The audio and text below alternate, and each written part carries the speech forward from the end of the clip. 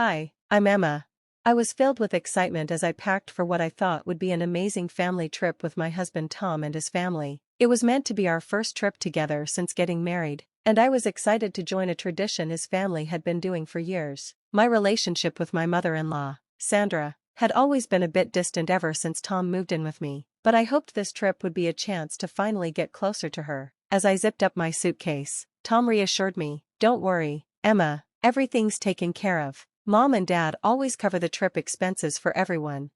But, the day before we were set to leave, Sandra asked me to join her in the kitchen for a quick chat. Her tone was casual, but her words were anything but. "Emma, I know you're new to the family, and I just want to clear something up," Sandra said, avoiding eye contact. "You're not really family yet, so you'll need to cover your own expenses for the trip." I felt a cold shock run through me, but Tom said the family expenses were covered. I replied, confused. Sandra waved her hand dismissively. "Well, that's for family. I'm sure you understand. It's only fair since you're still new to this." I tried to keep my cool, though her words stung. "I see. Thanks for letting me know, Sandra." As soon as she left the room, I called Tom, my hands shaking slightly as I held the phone. "Tom, your mom just told me I'm not considered family and have to pay for myself on the trip. Did you know about this?" There was a pause before Tom responded, his voice filled with anger. "What? No. She never mentioned that. That's not right, Emma." We talked it over and decided we couldn't just let this go. It wasn't just about the money, it was about the unfairness of it all. Later that night, as we lay in bed, Sandra's words still weighed heavily on my mind. Tom squeezed my hand and said, "We'll figure this out, Emma, together." Little did Sandra know, we had a plan brewing, a plan that would show her we wouldn't be pushed around or left out. We were ready to take a stand, right in the heart of this family tradition. The next morning at the airport, things were about to take an unexpected turn. As we drove there, the tension in the car was thick. Tom kept glancing at me, his jaw clenched, eyes flicking between the road and me. I could tell he was just as upset as I was, maybe even more. He reached over and squeezed my hand. "We're not letting this slide, Emma. What Mom said isn't okay." I nodded, my stomach in knots. "I know, it feels like she planned this, telling me at the last minute." "Yeah," Tom agreed with a heavy sigh. "The timing is cruel." After a pause, he added, "Listen, I have an idea." I looked at him, my curiosity piqued despite the weight in my chest.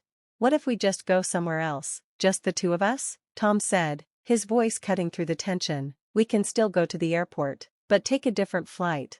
His idea echoed in my mind. At first, I was surprised, but then a feeling of excitement crept in. Was he really suggesting we ditch the family trip and go on our own adventure? "Exactly," Tom said, his eyes lighting up for the first time in days. "Let's book a flight to San Francisco. We've talked about going there forever." San Francisco? I thought about it. It was a bold, spontaneous move. It felt rebellious, but also completely right. It wasn't just about escaping the family vacation. It was about reclaiming our own space as a couple. "Let's do it, Tom. Let's take back our honeymoon phase that she tried to ruin." Tom pulled out his phone and started browsing flights while I drove. We found a flight to San Francisco, leaving at almost the same time as the family's flight to Hawaii. With just a few taps, our secret getaway was booked. "We'll still go to the airport with everyone," Tom planned aloud, like he was solving a puzzle. "We'll check in together, but when it's time to head to the gates, we'll make up an excuse to split off. Maybe we'll say we're grabbing coffee or something." I nodded, the plan coming together in my mind. "And then we just won't show up at their gate, we'll go to our gate instead." "Exactly, and once we're on the plane, I'll text Mom. I'll tell her that since you're not considered family, we decided to do our own thing." It was simple, bold, and empowering. That night, as we packed our bags, the sting of Sandra's words still lingered, but the thrill of our upcoming adventure overpowered it. We were really doing this. The next morning at the airport, the usual pre-flight chaos buzzed around us. Sandra was busy handing out boarding passes, her voice loud as she went over plans for the trip, completely unaware of our secret. The family chatted excitedly about the beaches and activities in Hawaii, while Tom and I exchanged knowing glances. As we walked towards the security line, Tom leaned over and whispered, "Ready for this?" "More than ever," I whispered back, surprised by how strong my voice sounded. We were stepping into a new chapter, one where we weren't just following someone else's rules or expectations. This time, we were writing our own story. The airport was alive with activity, families, travelers, and crowds rushed about, each lost in their own plans. As we rolled our suitcases through the sliding doors of the departure hall, the air was filled with announcements and the excited buzz of people heading off on their adventures. Despite the chaos around us, I felt calm. We were finally doing something for ourselves. My heart raced with a mix of nerves and excitement as we walked through the airport, each step reminding me of the bold choice Tom and I had made. We stayed close to his family, blending in with the usual routines and the lively chatter about their vacation plans. Sandra, fully in vacation mode, was handing out itineraries and barking last-minute instructions, oblivious to the rebellion brewing right under her nose. "Everyone, remember, we're meeting at gate 24, Sandra called out, her voice carrying a note of authority over the noise. We nodded and responded without thinking, playing along as we prepared for our secret plan. The plan was simple, but bold. As we neared the security checkpoint, Tom leaned in and whispered, "Ready for the coffee trick?" I nodded, feeling both tense and excited. "Let's do it." After clearing security, the family headed straight for gate 24, but Tom gently tugged my arm, leading me toward a nearby coffee shop. "We're just grabbing a quick coffee," he called out casually to the group. Sandra barely gave us a glance, too focused on gathering everyone at the gate. Once inside the coffee shop, we waited until the family was out of sight, then made a quick, quiet exit in the opposite direction, heading toward a different part of the terminal. My heart pounded as we looked around to make sure no one from the family could see us. It felt like something out of a spy movie, sneaking through the airport with our own secret plan. When we found our gate, the relief was immediate. The departure screen confirmed our flight to San Francisco, and we finally sat down, feeling a little more at ease.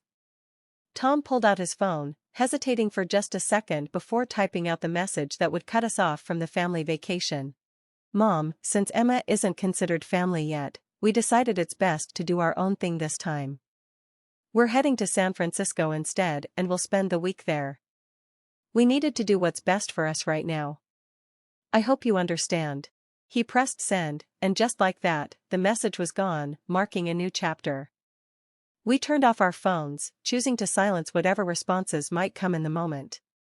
The relief was immediate, but there was also an underlying tension, knowing we would have to deal with the fallout later. As we boarded the plane, it felt like stepping into a new world, a space where we could finally breathe, free from the expectations and disappointments that had weighed us down. When the plane took off, it felt like we were leaving behind the weight of the last few days.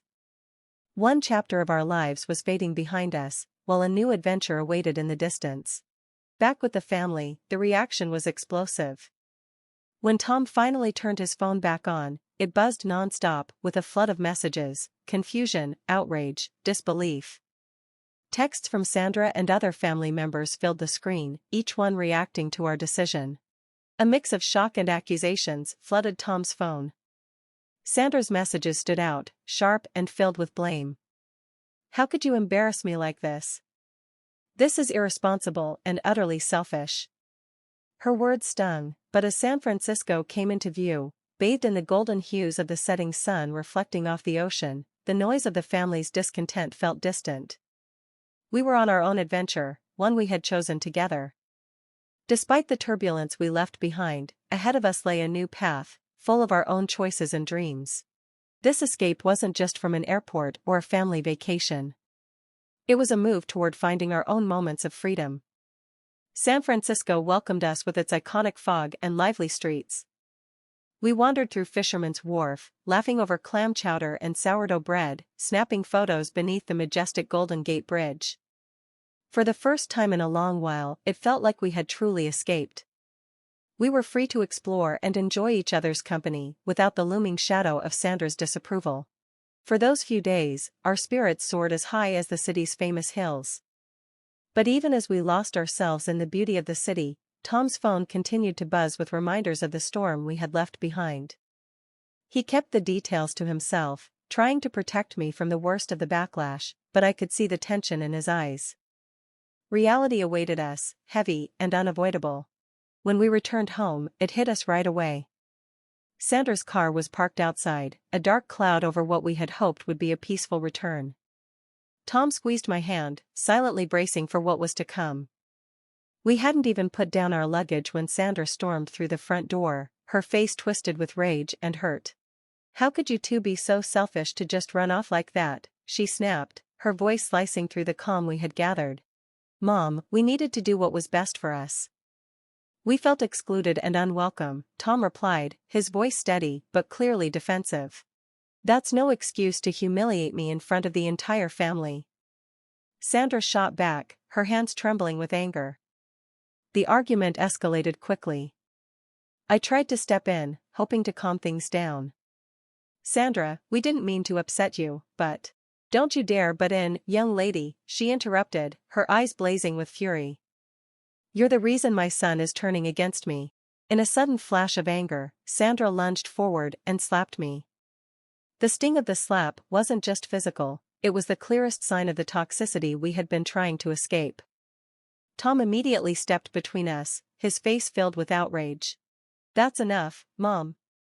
You can't just come here and attack Emma like that. The situation spiraled out of control. Sandra continued to hurl accusations, her voice rising with every insult. Tom had no choice but to call the police. By the time the officers arrived, the air was thick with tension and unspoken bitterness.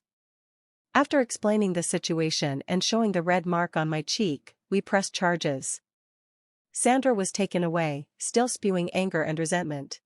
When the officers left, the house fell into a heavy silence. Tom and I sat down, the adrenaline slowly fading, leaving behind only exhaustion and a deep sadness. We had escaped for a moment, but reality had followed us home. We were no longer the same people who had nervously hatched a plan in an airport coffee shop. We had grown stronger, united by everything we'd been through and our shared vision for the future. Looking back, I realized that our journey wasn't just about escaping Sandra's toxic influence, it was about embracing our right to create our own family story, one built on love and mutual respect, things that were non-negotiable for us. This wasn't just about leaving the past behind.